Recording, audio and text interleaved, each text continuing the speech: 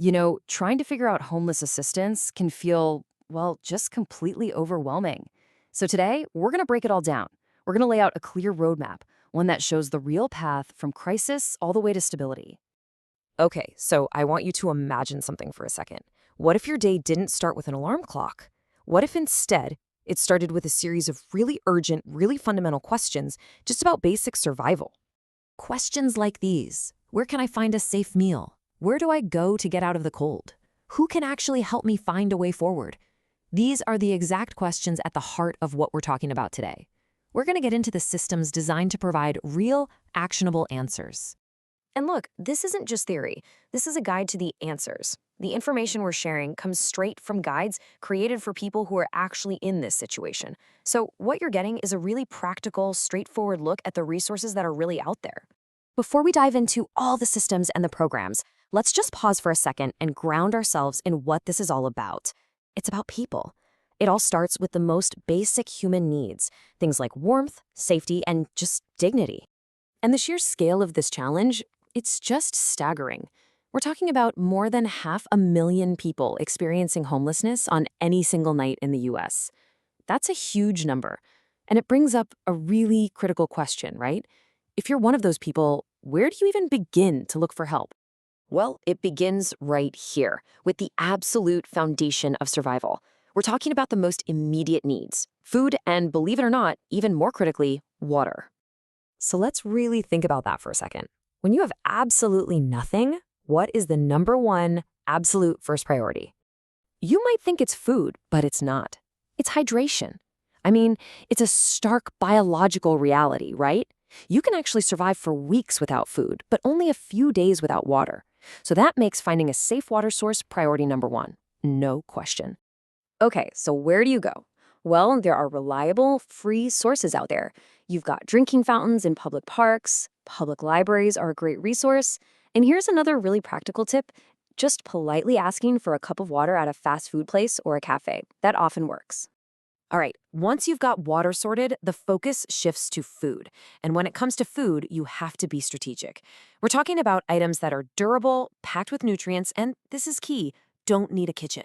So think things like peanut butter, which is super nutrient dense, or simple, long-lasting fruits like an apple. But what about a hot, prepared meal?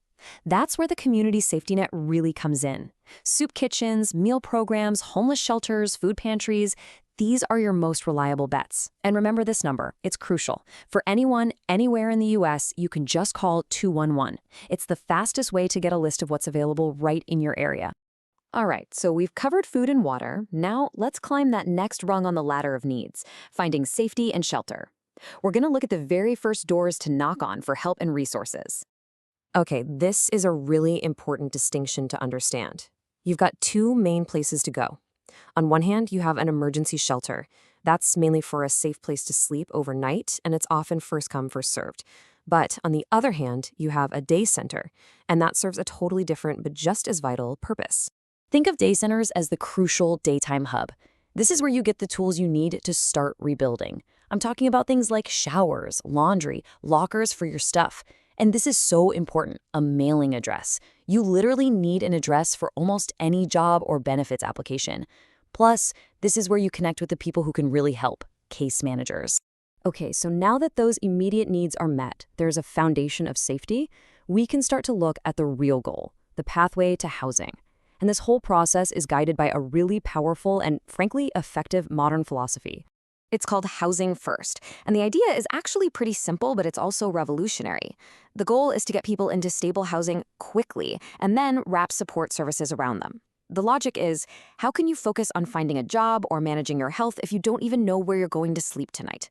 A safe home is the foundation for everything else. So how does Housing First actually work? Well, here are the three main programs that put it into action. First, you have transitional housing.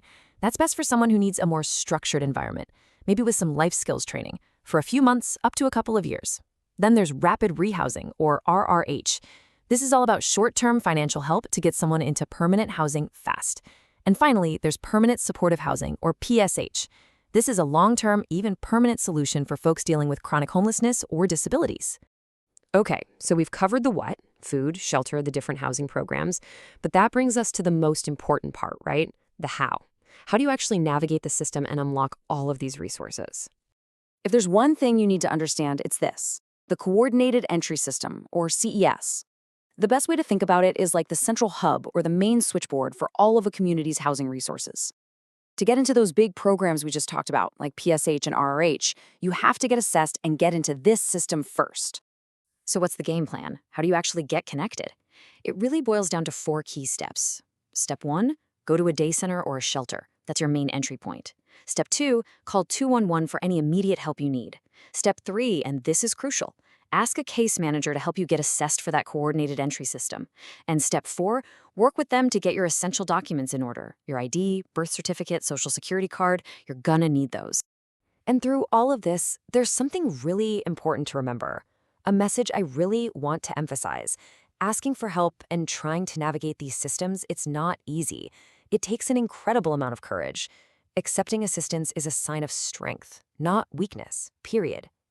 Now let's be real for a minute. It's so important to remember that persistence is key. These systems can be slow, the waiting lists can be long, but you have to keep going. The programs are there, the people who want to help are there, and you are not alone in this.